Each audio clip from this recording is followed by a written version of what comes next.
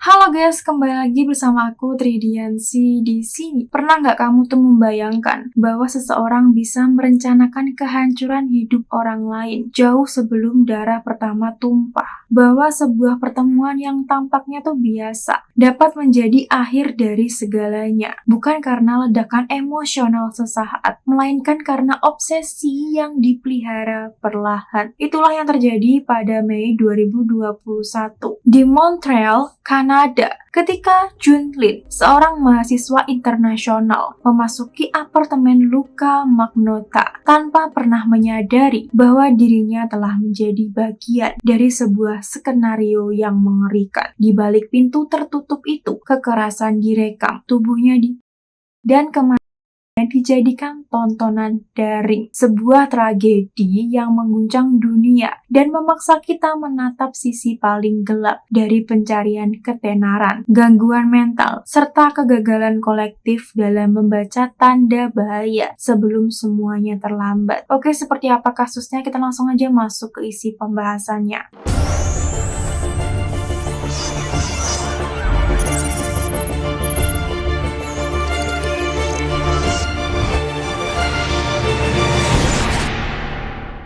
Pada rentan tahun 2010 sampai 2011, Luka mulai meninggalkan jejak gelapnya bukan di jalanan, melainkan di dunia maya. Ia secara rutin mengunggah video-video yang menampilkan penyiksaan dan pembunuhan anak kucing ke berbagai situs internet. Awalnya, video tersebut beredar di ruang-ruang daring yang dianggap pinggiran. Namun karena tingkat kekejamannya yang ekstrim, rekaman itu dengan cepat menarik perhatian banyak orang. Bukan hanya pengguna biasa, tetapi juga komunitas penyelidik daring internasional. Orang-orang yang secara sukarela melacak pelaku kekerasan online, mulai memusatkan perhatian pada suatu nama, yaitu Luka Magnotta. Di balik layar, Luka tampak menikmati sorotan tersebut. Setiap video baru seolah menjadi bagian dari pola yang sama, dibuat untuk mengejutkan, memancing emosi, dan memaksa orang lain untuk melihat. Pada periode inilah ia mengirimkan sebuah email kepada seorang jurnalis Inggris. Dalam pesan itu, Luka tidak hanya mengakui perbuatannya, tetapi juga menuliskan sesuatu yang jauh lebih mengkhawatirkan. Ia berbicara tentang rasa nikmat saat membuat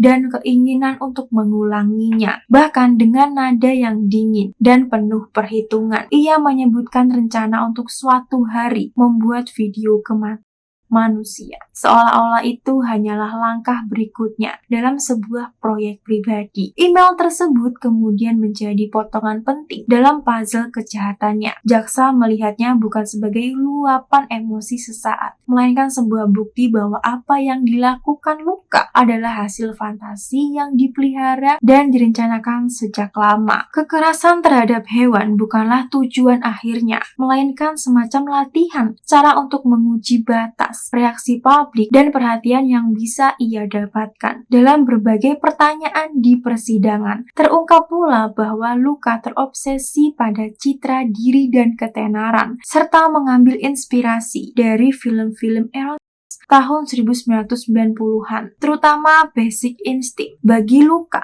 kekerasan bukan hanya tindakan, tetapi juga pertunjukan, sesuatu yang harus direkam, disebarkan, dan disaksikan. Pada tahap ini, bahaya sebenarnya sudah terlihat jelas, namun karena semua masih terjadi di balik layar internet, banyak peringatan dini itu dianggap sebagai sekedar konten ekstrim atau provokasi belaka. Tidak ada yang benar-benar menghentikannya, dan ketika tanda-tanda itu diabaikan, apa yang sebelumnya hanya berupa video kejam dan kata-kata mengerikan akhirnya berubah menjadi tragedi yang nyata, guys. Sesuatu yang sudah ia isyaratkan jauh sebelum korbannya kehilangan nyawa. Pada tanggal 24 Mei 2012, hari itu berjalan seperti hari biasa bagi Jun Lin, seorang mahasiswa internasional berusia 33 tahun asal Tiongkok yang tengah menempuh studi ilmu komputer di Universitas Concordia, Montreal. Tidak ada tanda-tanda bahwa malam itu akan akan menjadi malam terakhir dalam hidupnya. Ia menjalani rutinitas seperti biasanya, berkomunikasi dengan orang-orang terdekatnya, lalu menuju sebuah gedung apartemen di Montreal, tempat seseorang yang baru dikenalnya menunggu. Rekaman kamera pengawas kemudian menjadi saksi bisu dari momen terakhir tersebut. Dalam gambar yang terekam, John Lynn memasuki gedung apartemen milik Luka pada malam hari, berjalan masuk dengan langkah yang tenang, tanpa paksa, tanpa keributan, tanpa ada yang tampak mencurigakan. Tidak ada pertanda bahaya yang terlihat jelas dari luar. Namun sejak saat itu, John Lynn tidak pernah lagi terlihat keluar dari gedung tersebut. Apa yang terekam kamera itu kemudian berubah menjadi bukti paling menyayat dalam penyelidikan. Detik-detik sederhana, seorang pria memasuki sebuah bangunan menjadi batas antara kehidupan yang masih utuh dengan sebuah kejahatan brutal yang akan mengguncang perhatian dunia. Tak ada saksi yang mendengar teriakan, tidak ada panggilan darurat, tidak ada yang menyadari bahwa di balik pintu apartemen itu sebuah tragedi sedang menunggu untuk terjadi. Malam tersebut menjadi titik balik dari kisah ini, guys. Pertemuan yang tampaknya biasa, yang disepakati secara sadar, justru berujung pada kejahatan yang tidak hanya merenggut nyawa, tetapi juga membuka rangkaian peristiwa mengerikan yang kemudian menyebar lintas negara. Dari satu rekaman CCTV sederhana itulah, dunia akhirnya mengenal nama John Lynn, bukan sebagai mahasiswa yang bermimpi tentang masa depan, melainkan sebagai korban dari salah satu kasus kriminal paling brutal dan mengganggu dalam sejarah modern. Pada tanggal 25 hingga 26 Mei 2012, di dalam apartemennya di Montreal, Luka membunuh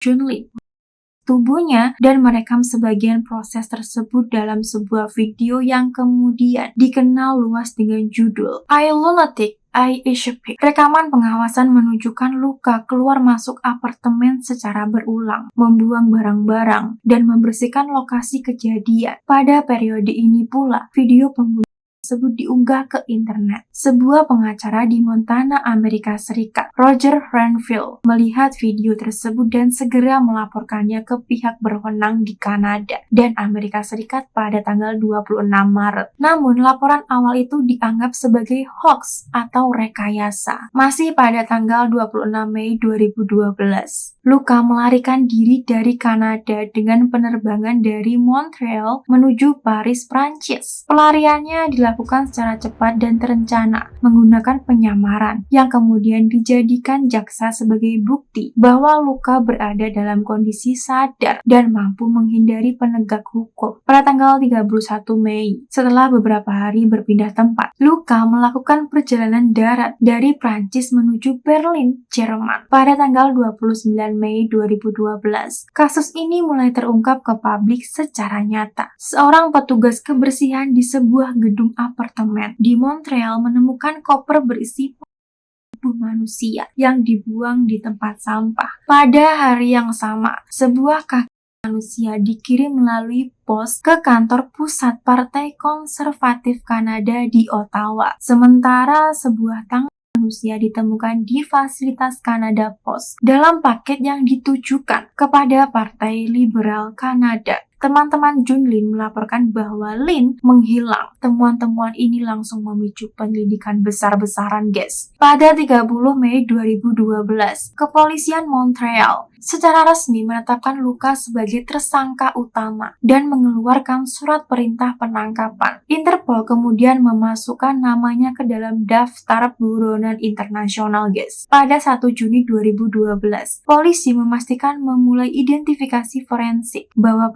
tubuh yang ditemukan adalah milik John Lynn. Pada 4 Juni 2012, Luka akhirnya ditangkap di sebuah warnet di Berlin, Jerman. Ia dikenali oleh staf warnet saat sedang membaca berita tentang dirinya sendiri, guys. Awalnya nih Luka mencoba menyangkal identitasnya, namun akhirnya mengakui dengan kalimat singkat, "You got me." Penangkapan ini mengakhiri pemburuan internasional yang berlangsung hampir 2 minggu. Pada 5 Juni 2012, dua sekolahan di Vancouver, British Columbia, menerima paket berisi tangan dan kaki lainnya milik John Lynn. Pemeriksaan DNA yang dilakukan oleh laboratorium forensik Quebec kemudian mengonfirmasi bahwa seluruh potongan tubuh yang ditemukan di Montreal, Ottawa, dan Vancouver berasal dari satu korban yang sama. Pada 11 Juni, Luka dipindahkan ke rumah sakit penjara di Berlin, di mana seorang psikiater menilai bahwa ia berada dalam kondisi psikotik. Namun demikian, pihak jaksa tetap berpendapat bahwa kondisi tersebut tidak menghapus unsur perencanaannya. Pada 18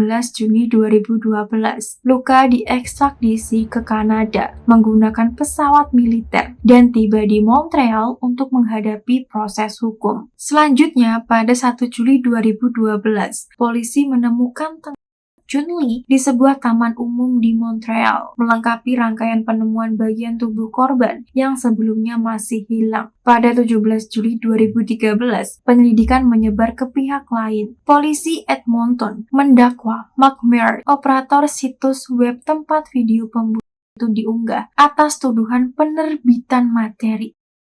Ia mengakui bersalah dan menerima hukuman percobaan 6 bulan. Sementara Luka tetap menjalani penahanan atas dakwaan pembunuhan.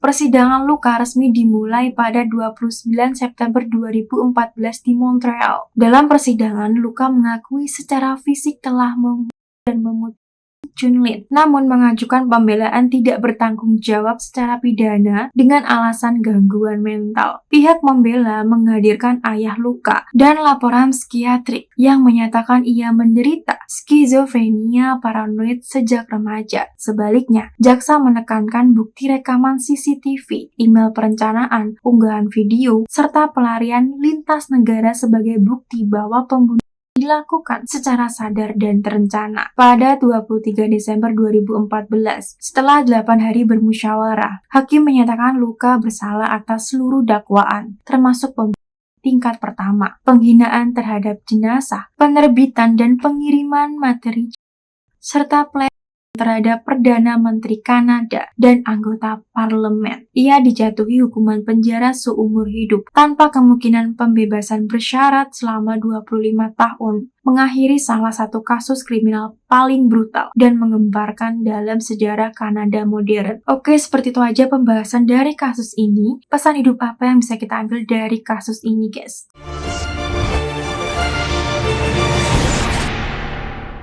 Dari kisah ini kita belajar bahwa bahaya tidak selalu datang dengan wajah yang menyeramkan. Ia sering menyamar sebagai perhatian, kepedulian berlebih, atau kebutuhan untuk melindungi. Bahwa intuisi seringkali lebih jujur daripada kata-kata, rasa tidak nyaman, kegelisahan yang terus muncul, dan ketakutan yang sulit dijelaskan. Bukanlah kelemahan, melainkan sinyal. Sayangnya banyak orang yang diajarkan untuk meragukan keperasaannya sendiri, untuk bertahan demi menjaga harmoni, hingga akhirnya mengorbankan keselamatan. Mendengarkan diri sendiri adalah bentuk keberanian pertama. Pun kita diingatkan bahwa kejahatan jarang terjadi dalam ruang hampa. Ia tumbuh di antara sikap iba, pembiaran, dan normalisasi perilaku bermasalah. Ketika lingkungan memilih diam karena tidak ingin ikut campur, ketika sistem lambat merespon karena menganggapnya urusan pribadi, maka kekerasan menemukan tempat untuk berkembang. Diam bukanlah netral, ia seringkali berpihak pada pelaku. Lebih dalam lagi, kisah ini menunjukkan bahwa luka paling berbahaya bukan selalu yang terlihat. Kekerasan emosional dan psikologis mampu meruntuhkan harga diri, mengaburkan realitas, dan membuat korban merasa sendirian bahkan di tengah keramaian. Luka semacam ini tidak berdarah, tetapi melemahkan kemampuan seseorang untuk meminta tolong. Disinilah empati bukan sekedar perasaan, melainkan tindakan. Akhirnya kasus ini menegaskan bahwa keadilan sejati tidak hanya hadir di ruang sidang. Ia seharusnya hadir lebih awal, dalam keberanian bertanya, kesediaan mendengar, dan ketegasan melindungi yang rentan. Karena mencegah satu tragedi jauh lebih bermakna daripada menghukum setelah semuanya terlambat. Nilai kemanusiaan diuji dengan paling jujur. Oke, sampai sini aja pertemuan kita kali ini. Kalau ada informasi yang kurang tepat atau ada hal yang perlu diluruskan, aku sangat terbuka untuk dikoreksi lewat kolom komentar ya guys. supaya aku bisa terus belajar dan menyampaikan sebuah kasus dengan lebih baik lagi ke depannya. Terima kasih buat kalian yang sudah menonton, mendukung, dan juga memberikan masukan buat aku. Aku benar-benar menghargai setiap kritik dan saran dari kalian, karena semuanya akan jadi bahan pembelajaran berharga buat aku untuk terus berkembang. Sekali lagi aku ucapkan terima kasih dan semoga kita terus bertumbuh dan belajar bareng-bareng di setiap kasus berikutnya. Kalau kalian tuh ada ide aku bahas kasus apa lagi, bisa banget kalian tuh komen di kolom komentar guys. Oke, kalau aku ada salah-salah kata mohon dimaafkan. Aku Tridiansi. Bye-bye.